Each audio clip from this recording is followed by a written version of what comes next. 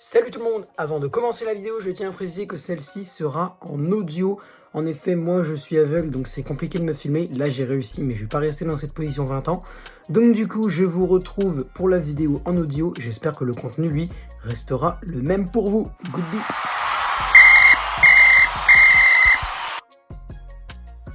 Yo tout le monde, c'est le football à l'aveugle. On se retrouve aujourd'hui pour le débrief du match Guingamp-Châteauroux. Et comme vous le savez, si ça fait plusieurs fois que vous regardez ce genre de débrief de Guingamp, j'ai du mal à garder mon souffle et tout. Parce que là, en fait, en gros, je passe les matchs de Guingamp tout le temps debout à faire les 100 pas dans ma chambre. Donc c'est un peu, même si en soi c'est pas ultra physique, j'ai quand même un petit peu essoufflé à la fin. Pas beaucoup, mais un petit peu quand même.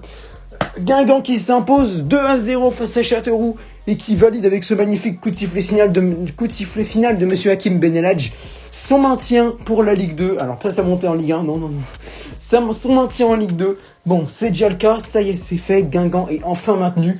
On verra d'autres matchs de Guingamp en Ligue 2 la saison prochaine. Bon, quoi en retenir de ce match? Déjà, comme je le disais, une victoire 2-0 de Guingamp avec des buts de Guessouma Fofana à la 17e minute de jeu et un but aussi signé de Franz Di Piero à la 53e. Les Guingampais donc sont maintenus en Ligue 2. Alors qu'est-ce qu'il faut retenir? Déjà Fofana, même si avec son but, donc au-delà de son but, il a été franchement exceptionnel. J'ai du mal à faire de... On se calme, toi bien. Voilà, c'est bon. Non mais hey, c'est bon, je suis en sueur. Donc je disais, Guessouma Fofana, au-delà de son but, en vrai il nous a fait une belle performance. Donc déjà très mobile, un petit peu comme El Hadjiba au milieu de terrain. En tout cas les Guingampais donc, qui ont gagné 2-0. Fofana donc très mobile. Franz Di Piero, au début du match je pensais pas qu'il allait réussir. Il avait quelques difficultés à percer un peu la défense de Châteauroux.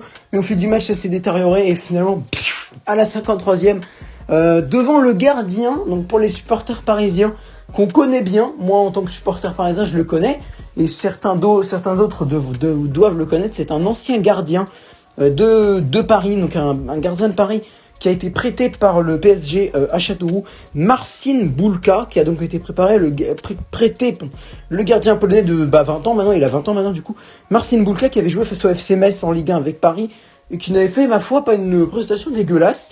Bulka, j'ai bien aimé, ce soir il a été héroïque, hein, le nombre de tirs guingampais qu'il a arrêté. Alors c'est sûr que Guingamp par rapport à Metz ou même par rapport à la Ligue 1 entière, c'est sûr que c'est pas... Voilà, même si Guingamp remontera bientôt en Ligue 1, je vous le promets. Mais je veux dire, c'est pas non plus... voilà. Mais en tout cas, Bulka, il a fait un super match et je pense qu'il a empêché Châteauroux d'en prendre encore 2 ou 3 autres. Ça aurait vraiment pu finir à 4 ou 5-0. En tout cas, les Guingampais qui se contentent très bien de ce score.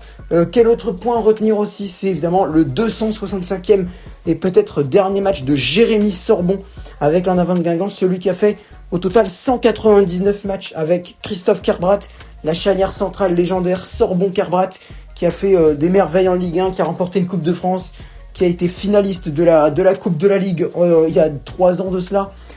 Cette charnière Sorbon-Kerbrat qui a été franchement exceptionnelle lors des dernières années, vraiment c'est génial. En tout cas Guingamp, ça y est, Guingamp est maintenu. Le nombre, on s'est fait des frayeurs, on s'est fait grave des frayeurs pendant cette saison. J'ai désespéré de voir Guingamp descendre. On a été national, on a été 18e, on a été 19e, on a été barragiste, tout ce que tu veux.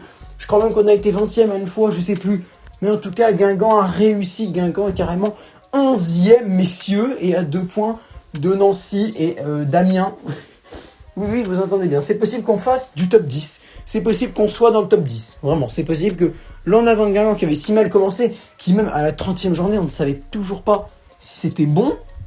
À la 30e journée, on ne savait toujours pas si on allait réussir à se maintenir. Et maintenant, à la 37e journée, on vise le top 10. Vraiment, c'est exceptionnel.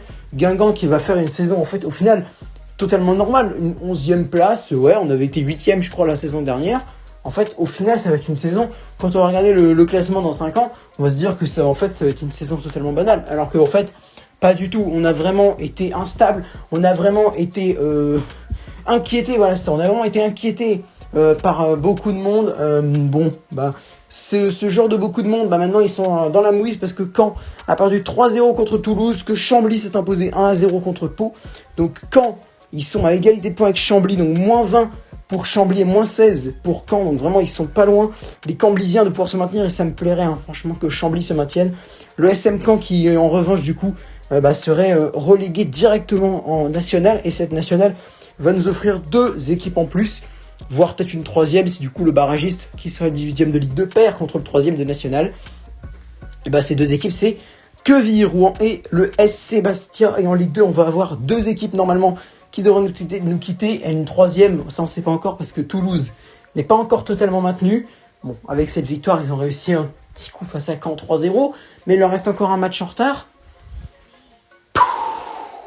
C'est chaud, ce n'est pas fini. Ce n'est pas fini pour les Toulousains. En tout cas, je pense que normalement, ça devrait être fait. Donc pour 3, bah déjà 3, c'est fait. L'Estac, on retrouvera pour les supporters troyens. Je vous annonce que votre club est officiellement en Ligue 1 grâce à victoire 2-0 face à l'USL Dunkerque. C'est officiel, l'Estac 3 est en Ligue 1. Donc on aura du PSG 3, du 3 Lille, du Clermont 3 peut-être parce que oui, Clermont Foot 63, les Clermontois, les Auvergnats vont monter en Ligue 1, mais le nombre de fois où j'espérais voir Clermont en Ligue 1, pareil pour Le Havre aussi, il mériterait tellement d'aller en Ligue 1 au vu des dernières années, enfin pas tellement de ouf, tu vois, mais il mériterait quand même de faire un petit parcours en Ligue 1, tu vois, même 1 an, 2 ans, voir les voir là-bas, mais Clermont, s'il te plaît, PSG Clermont, je n'ai jamais connu ce match, PSG Clermont, je n'ai jamais connu de PSG Clermont, dans ma vie, que ce soit YouTube ou pas YouTube, que j'ai 5 ans, en 2012, machin, en Coupe de France, en Coupe de la Ligue, tout ce que tu veux, en match amical, PSG Clermont, je n'ai jamais vu. Jamais eu. Nice Clermont, c'est pareil. Lyon Clermont, c'est la même. Clermont Lille, Marseille Clermont, Montpellier Clermont. J'hésite à dire Bordeaux Clermont parce que malheureusement c'est pas encore sûr qu'ils se maintiennent eux. Vraiment, c'est exceptionnel quoi, ce genre de rencontre. Angers Clermont, enfin bref, vraiment, ce genre de rencontre là, c'est des rencontres que tu vois j'ai jamais vu et j'ai tellement hâte de voir. Clermont Saint-Etienne, Clermont Monaco. Oh là là là là, j'ai tellement hâte. C'est Clermont qui va faire une RC Lens qui va monter. Non. Stop. Je vaut mieux que j'arrête là parce que là, je vais partir en couille. Brest-Clermont. Brest-Clermont, j'ai déjà connu. Bien sûr, Brest-Clermont, j'ai déjà connu. Brest-Clermont en Ligue 2. Quand Brest était encore en Ligue 2, j'ai connu du Clermont-Brest, du Brest-Clermont. J'ai connu des défaites 2-0 cruelles et tout de Brest face à Clermont. Bref, sur ce, je pense qu'on va s'arrêter là. En tout cas, Guingamp qui s'impose 2-0. Guessouma Fofana, 17e minute de jeu. Franz Di Piero, 53e minute. L'équipe de Guingamp s'impose face à Châteauroux. J'allais dire face à Chambly. Face à Châteauroux 2-0. Châteauroux qui est officiellement relégué en national. Hein, ça c'est fait pour Châteauroux. Du coup, Chambly, Caen qui ont 19e et 18e. Le 17e, c'est Niort, je crois. Senior ou Pau, je sais, non, Senior, je crois. Donc, bref, en tout cas, Guingamp qui est 11e. Guingamp qui est mathématiquement maintenu.